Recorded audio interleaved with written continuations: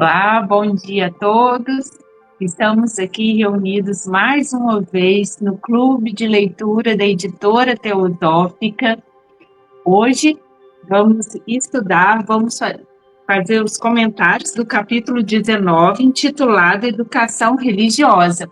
Estamos estudando esse livro, Educação Transformadora, capítulo por capítulo, do Vicente Rauchin Júnior, ele que também tem publicado pela editora Teosófica, mas esses dois livros, O Processo de Autotransformação e Reflexões sobre Educação Transformadora, Educação Teosófica.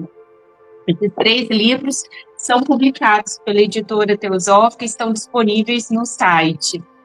Hoje vamos receber mais uma vez o nosso amigo Eduardo Iver para trazer os comentários desse capítulo 19.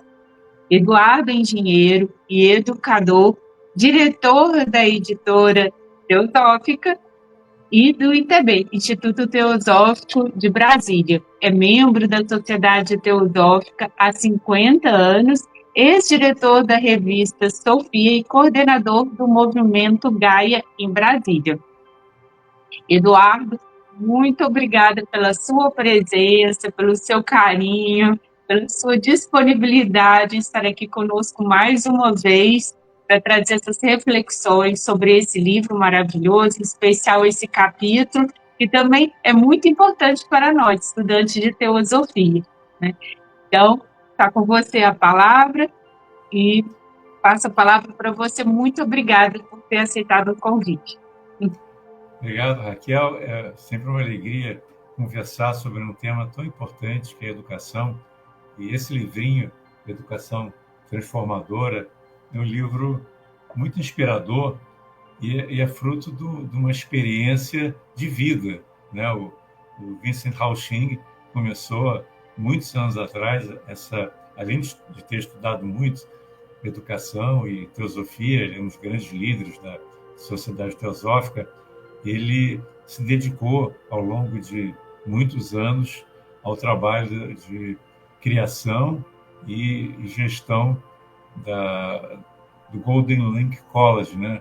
A Faculdade Golden Link, que na verdade é uma escola que vai desde do infantil até o ensino superior. E é uma experiência riquíssima, né, que ele compartilha nesse livro Educação Transformadora. E ele serve de base para os estudos que nós estamos fazendo aqui no Brasil, para criar também uma escola teosófica inspirado pelo trabalho que ele fez lá nas Filipinas.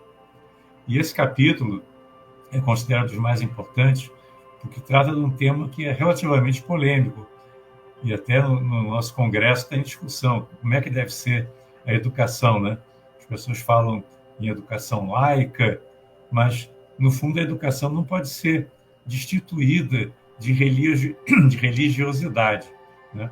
Só que, quando a gente fala em educação religiosa, geralmente nós estamos falando de educação baseada em visões de determinadas religiões. Aqui no Brasil, como é um país predominantemente cristão, né? Tem uma vertente católica, uma vertente protestante, né? Evangélica, etc. Então, acaba que existe sempre que há uma educação religiosa, ela fica focada nos dogmas, nos conceitos da religião, das igrejas, vamos dizer assim, não da religião, das igrejas cristãs. Então, o Vincent Hao-Ching, logo no início desse livro, ele fala que existe uma diferença entre educação religiosa, no sentido da educação produzida por pessoas de uma determinada religião, de educação moral ou educação espiritual. Então, ele fala, a educação moral é uma educação de princípios, né? São aqueles princípios que são fundamentais para pessoas de qualquer religião, né? Que tem a ver com a ética, com o comportamento, e isso é uma coisa muito importante. Aqui no Brasil, nós tivemos esse termo educação moral um pouco contaminado por uma época em que havia educação moral e cívica, em que era uma matéria que depois saiu do currículo, mas chegou a ser uma matéria obrigatória durante muitos anos aqui no Brasil. Só que a educação moral e cívica era muito focada em princípios que tinham a ver com nacionalismo, com uma visão distorcida da moral, ou seja, uma visão condicionada na moral, um pouco, vamos dizer assim, partidária, um pouco adepta de determinadas visões que não são universais. Então, o Vincent Hausching ele procura trazer para a visão de uma educação espiritual e religiosa os princípios que são, no fundo, os princípios teosóficos, né? Uma visão abrangente daquilo que é comum a todas as religiões e não aquilo que separa.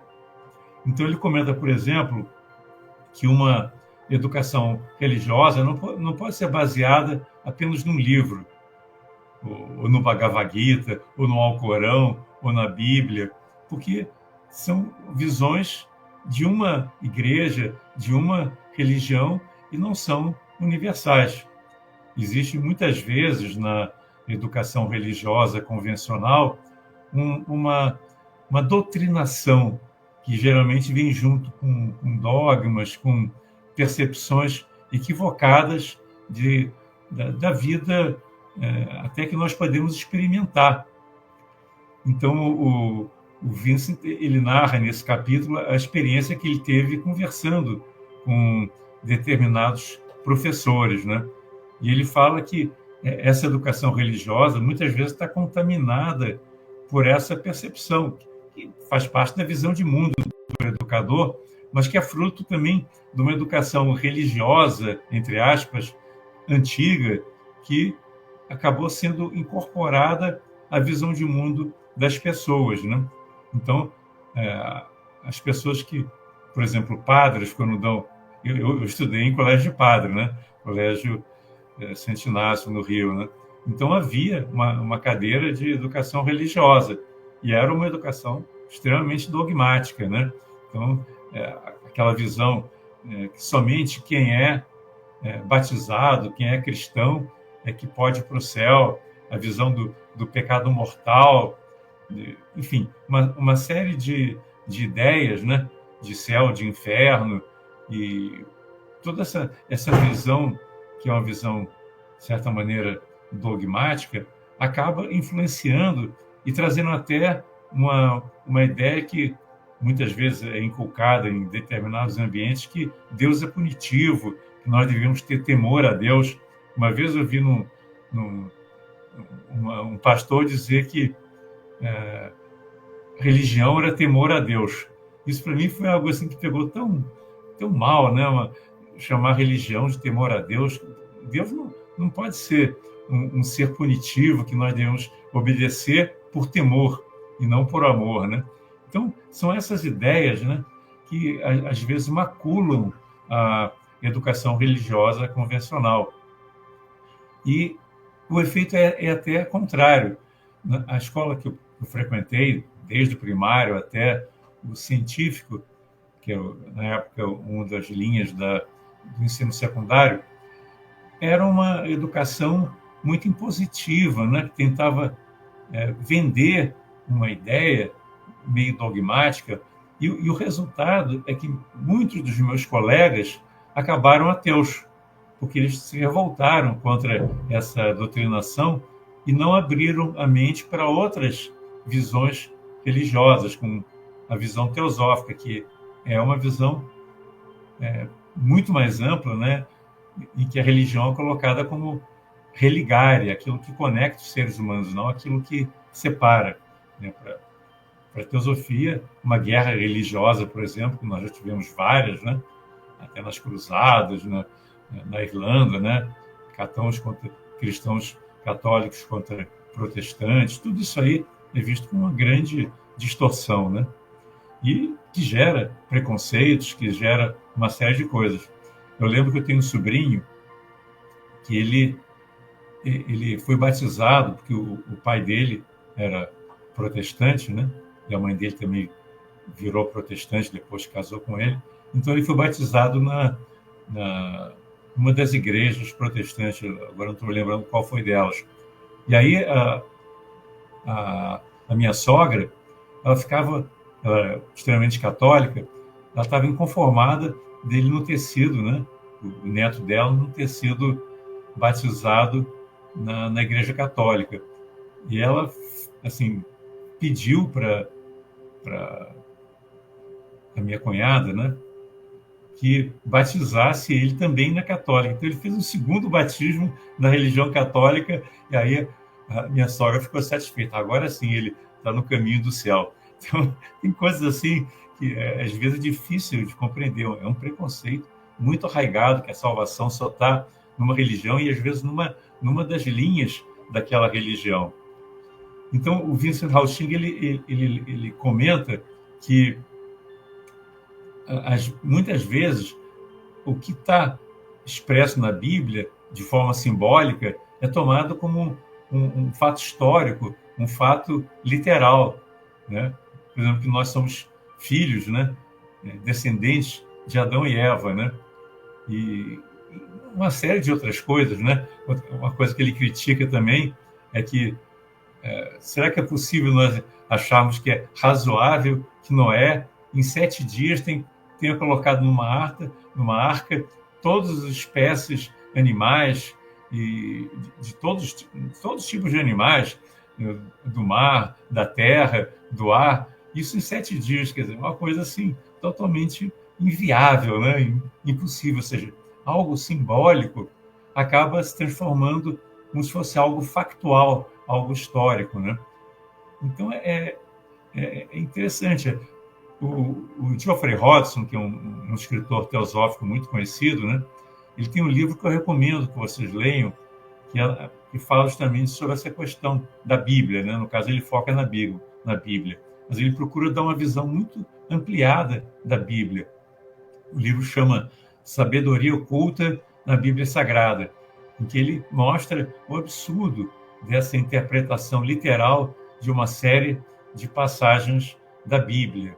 Então, por exemplo, a Paixão de Cristo, né? O Calvário, e tudo que aconteceu na época da Paixão de Cristo, ele mostra que não podia ter acontecido da forma que aconteceu, com uma série de argumentos muito plausíveis, né? Então, ele até diz, ele tem uma afirmação interessante, ele diz que quanto mais absurdo uma passagem parece, essa é uma indicação que ali está oculto um ensinamento profundo. Porque o fato daquilo ser absurdo nos leva a crer que não pode ser literal, não pode ser histórico, é simbólico, é até místico, é uma visão mística, né? Annie Besant, no livro Cristianismo Esotérico, fala de que a Bíblia tem 3 visões sobre a vida de Jesus. Uma histórica, literal, né, que realmente aconteceu, a outra é mítica, simbólica, e a terceira é mística, que é o Cristo interior, que precisa ser desperto. E as pessoas confundem as 3 narrativas como se tudo fosse histórico. E isso gera uma série de mal-entendidos, de brigas, de interpretações que são diversas e conflitantes entre pessoas de diversas seitas. Essa questão, por exemplo, também do pecado mortal. A pessoa pode levar uma vida virtuosa, se pecar antes de morrer e morrer em pecado, vai para o inferno. Então, tem coisas assim que são totalmente contra o que se pode esperar de uma justiça divina, né?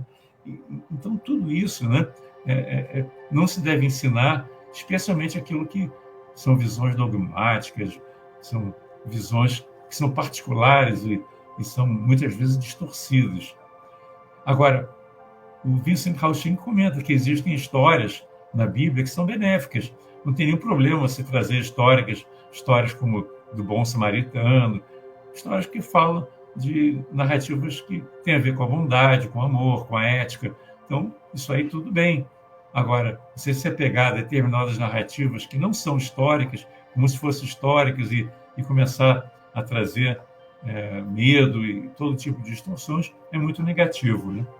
Porque ele fala que dos objetivos da educação é extrair a bondade que existe latente em todo ser humano. Isso é muito bacana, né? Você extrair essa bondade que já está lá. Assim como a espiritualidade está latente no ser humano. E a educação busca assim, fazer com que todos esses princípios, o amor, a compaixão, possam aflorar naturalmente. Então, o professor tem que ter uma visão amorosa, compassiva, um comportamento também compatível com o que se busca numa educação verdadeiramente religiosa, para que possa despertar o melhor lado dos seus estudantes. E aí, o Vincent Hausching traz aquilo que ele entende como sendo uma visão ampliada da religiosidade baseada na sabedoria eterna, baseada, no fundo, na teosofia. E o que você acha disso, hein, Raquel? Mas é um assunto tão polêmico, né, como você iniciou sua fala, e eu acho que ele é maculado, né, pela história, né, com a catequização dos índios, dos negros, né, e assim, era confessional, então a ideia era doutriná-los, né, no cristianismo, no catolicismo, né.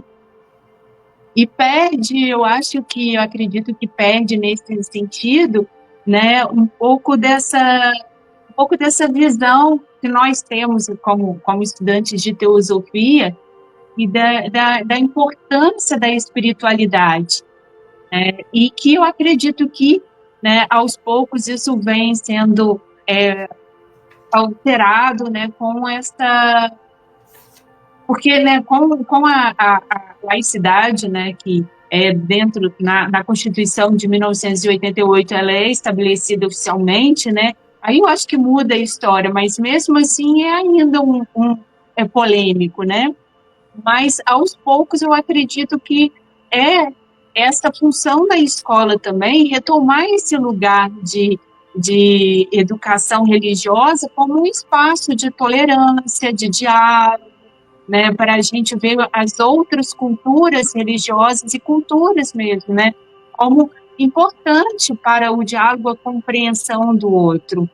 E aí agora você vai trazer uma fala bonita do Vincent, né, e ele vai justamente aonde ele vai discorrer sobre a questão teosófica na escola, nessa visão teosófica da religião, né, da espiritualidade. Mas eu penso que ela foi contaminada, né, maculada, como você disse, pelo fator histórico, né? Pois é, a educação teosófica, ela busca resgatar aquilo que é essencial na educação como princípios que independem de qualquer igreja, de qualquer religião formal, aquilo que é a base mesmo do que deve ser a formação do caráter. Isso que é muito interessante. A escola tem o dever de formar o caráter. A escola tanto pode prejudicar como pode beneficiar os estudantes em função da maneira como ela apresenta, né? Quando a visão é dogmática, separativista, ela acaba instilando nas crianças esse conceito de que pessoas de outra religião são perigosas, devem ser combatidas, né? Você vê que nós chegamos a ter uma cruzada contra os infiéis na época, né, da Idade Média. E como é que uma religião de amor pode se transformar numa religião separatista? Isso é muito estranho. Como é que uma religião de amor pode gerar uma inquisição? Então, tudo isso aí é tão absurdo. Então, nós temos que resgatar aquela religiosidade autêntica, né? É isso que a teosofia busca fazer. E ele elenca... né? Exatamente. Ele elenca justamente quais são esses princípios que deveriam ser a base de uma verdadeira educação espiritual e religiosa, no sentido de religare, né? Então, eu vou citar aqui alguns desses itens que ele acha que são a base da educação moral, da educação religiosa. Então, ele começa... Tudo isso tem a ver com a visão de mundo que os alunos vão absorver, não como uma imposição, é uma sugestão, é como se o professor buscasse trazer uma inspiração para os educandos, né? E não uma imposição, como em muitas educações mais baseadas numa catequese, você abrir a mente da pessoa e colocar coisas lá dentro, né? Ao contrário, você vai sugerir uma reflexão e induzir uma percepção mais ampliada da realidade. Então, quais são esses princípios, né? O primeiro que ele menciona é a unidade da vida, que é a base também da fraternidade. A unidade da vida e a fraternidade está na essência, inclusive no primeiro objetivo da sociedade teosófica, né? Fraternidade universal. E se nós conseguirmos instilar nas crianças essa percepção de que todos os seres pertencem a essa mesma unidade, que a vida é una, que existem laços que conectam todos os seres, não apenas humanos, mas os seres do mundo animal, do mundo vegetal e a própria Terra, né? Também como um ser vivo, Gaia. Então, essa percepção da unidade é o primeiro princípio fundamental. E a outra coisa que ele coloca é que existe no ser humano diversos princípios, né? Que existe uma natureza mais material, mais terrena, e que também existe uma natureza espiritual. É como se tivesse uma natureza superior e outra inferior do ser humano. E existe essa busca do ser humano pela superação de todas as motivações que são relacionadas ao desejo material, apenas aos instintos, substituindo por uma visão espiritual, voltada para os princípios superiores, que vão aos poucos se expressando e trazendo uma transformação na nossa mente e na nossa personalidade como um todo. Depois ele fala da lei de ação e reação, que é a lei do karma, e tudo que nós fazemos tem uma consequência, né? Tudo que nós colocamos em movimento acaba gerando um resultado que retorna para nós mesmos. Então, isso é uma coisa que é pouco mencionada, às vezes, na educação religiosa das escolas, de que você é responsável pelos seus atos, que ninguém é culpado para aquilo que acontece em você. Nem Deus é culpado, nem os outros são culpados. Geralmente, a gente busca um culpado para todos os infortúnios que chegam até nós, né? E tem pessoas que ficam até descrentes de Deus porque a vida foi cruel com elas, né? Então, é importante perceber isso, que nada que acontece conosco é fruto da vontade de ninguém. Não existe punição divina. O que existe é uma lei de ação e reação. Depois vem um outro ensinamento importante, de que nós somos responsáveis. Está relacionado com o karma, né? Nós somos responsáveis por nós mesmos, pelos nossos atos, e podemos ajudar as outras pessoas a perceberem isso também. Na hora que você percebe que existe justiça no universo, você adquire confiança.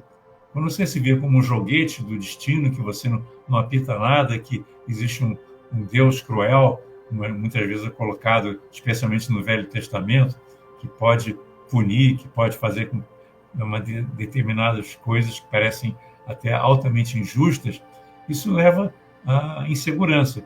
Agora, quando você percebe que existe uma justiça divina e que nada acontece a você que não seja fruto dessa justiça, desse equilíbrio, aí você passa a dominar a você mesmo e perceber que, na medida que você se aperfeiçoar, que é o outro item que ele fala mais adiante, né?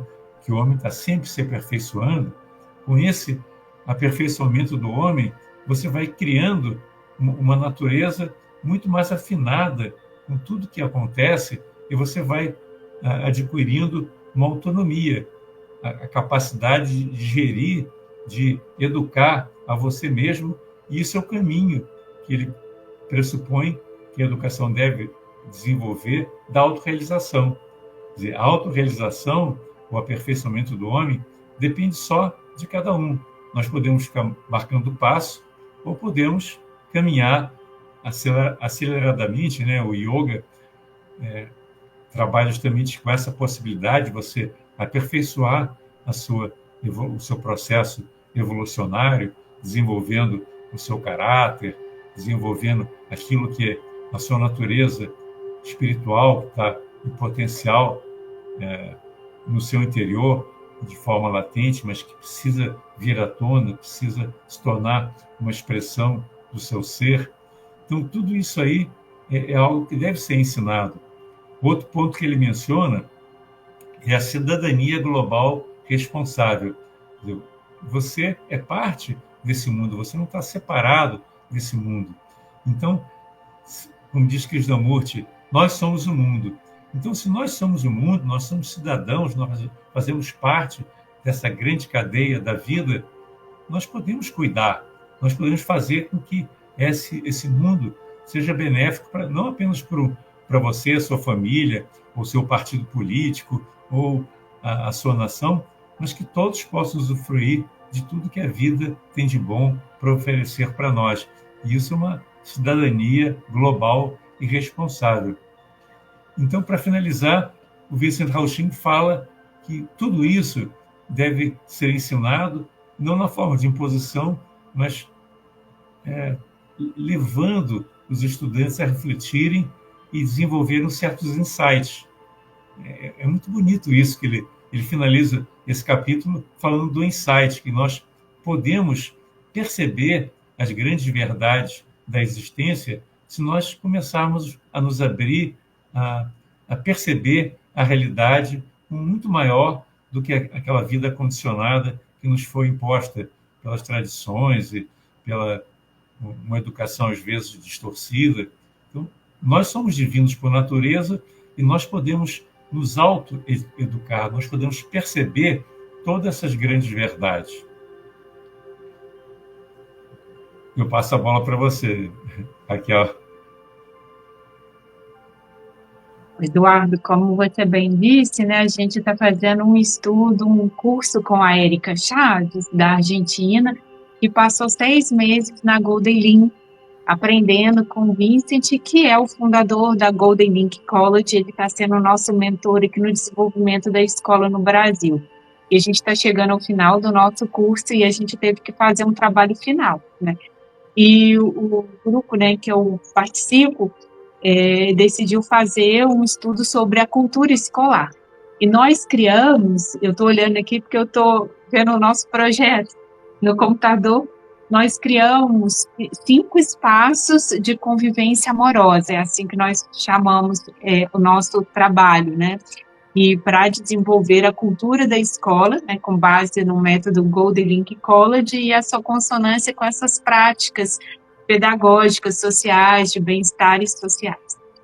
E aí a gente, né, nesses espaços, nós pensamos numa mandala, né, ao centro, e com 4 outros espaços ao redor, todos circulares. E um deles é esse espaço de tranquilidade, onde seria desenvolvido um trabalho interior de silêncio, de meditação, de yoga, onde cada um poderia expressar a sua religiosidade, a sua espiritualidade, né? E aí iam ter vários símbolos, várias formas da pessoa trabalhar, né, da criança e também a família, também o educador, é um espaço de convivência, né? Onde poderia trabalhar esse sentido mais interno. Então, teriam almofadas, também teriam tapetes de yoga, plantas, né? É um sonho, né? O ambiente escolar é muito importante para despertar justamente esses insights, essas intuições, né? Se você tem muita planta, você já cria esse amor pela natureza, que é muito importante na criança. Uma criança que vive numa selva de pedra, às vezes carece desse contato, desse aprendizado que vem de você sentir a natureza perto de você. Eu acho que tudo que nós estamos falando aqui está muito ligado a essa incompreensão, está ligado ao início da sua fala, que é a questão polêmica mesmo, histórica, né, do ensino religioso confessional. E quando nós compreendemos que isso é da natureza humana, a espiritualidade, né, e essa busca pelo encontro consigo mesmo, e eu acredito que aí a gente vai poder pensar nesse contexto da educação religiosa de uma forma muito mais holística, serena e e para que seja um espaço, né, para que todos se encontrem de diálogo, de tolerância, de, de ver que existe uma de tolerância e de respeito às diferenças, né, às diferenças culturais. Eu trouxe aqui para encerrar, né, a citação da Base Nacional Comum Curricular, né, de 2018, para a gente perceber que existe, né, um encontro entre isso que nós estamos falando aqui, o do Vicente, como que nós já temos aqui no Brasil. Falta talvez a aplicabilidade, né, que seja aplicada nas escolas. Então, diz assim: o ensino religioso busca construir, por meio do estudo dos conhecimentos religiosos e das filosofias de vida, atitudes de reconhecimento e respeito às autoridades. Trata-se de um espaço de aprendizagens, experiências pedagógicas, intercâmbios e diálogos permanentes, que visam o acolhimento das identidades culturais, religiosas ou não, na perspectiva da interculturalidade, direitos humanos e cultura da paz. Tais finalidades se articulam aos elementos da formação integral dos estudantes, na medida em que fomentam a aprendizagem da convivência democrática e cidadã, princípio básico à vida em sociedade. Quer dizer, é o Estado, né, reconhecendo essa função social, né, e identidade pedagógica, né, desse currículo, né. Então, como que é importante a gente trazer trazer, né, à tona essas conversas, esse diálogo sobre a religião, né, na escola. Pois é. Uma religiosidade ampliada, vamos dizer assim, né? Não dogmática, que é muito importante, que leva a criança a refletir, leva a criança a ter autonomia e ter uma percepção, desenvolver uma visão de mundo consciente, né? Ampla e não dogmática. Isso é tão importante porque o que nós aprendemos na escola acaba tendo um impacto por toda a vida, não apenas durante os anos da infância e adolescência, mas durante toda a vida nós carregamos os aprendizados que chegaram até nós. E às vezes é difícil até você remover determinados preconceitos que às vezes são gerados por uma educação equivocada. Então, Eduardo, estamos chegando ao final. Então, muito obrigada.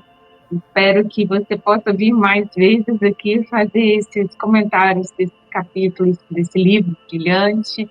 Sua presença é sempre muito especial.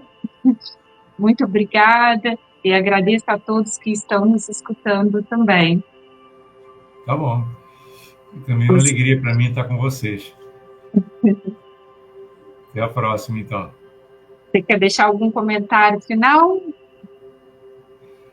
Eu posso dizer, assim, como comentário final, nós não devemos deixar de perceber que nós somos continuamente aprendizes. Ao longo de toda a vida, nós precisamos continuar com essa mentalidade que nós não sabemos e temos muito que aprender. Não deixar que esses conhecimentos que acabam sendo sedimentados na nossa memória nos impeçam de estar aberto para o novo, de estar aberto para aquilo que a vida procura sempre nos ensinar. A vida é um livro aberto, que nós possamos ser eternos aprendizes. Sim. Muito obrigada, Eduardo. Agradeço a todos pela presença. Até segunda-feira que vem.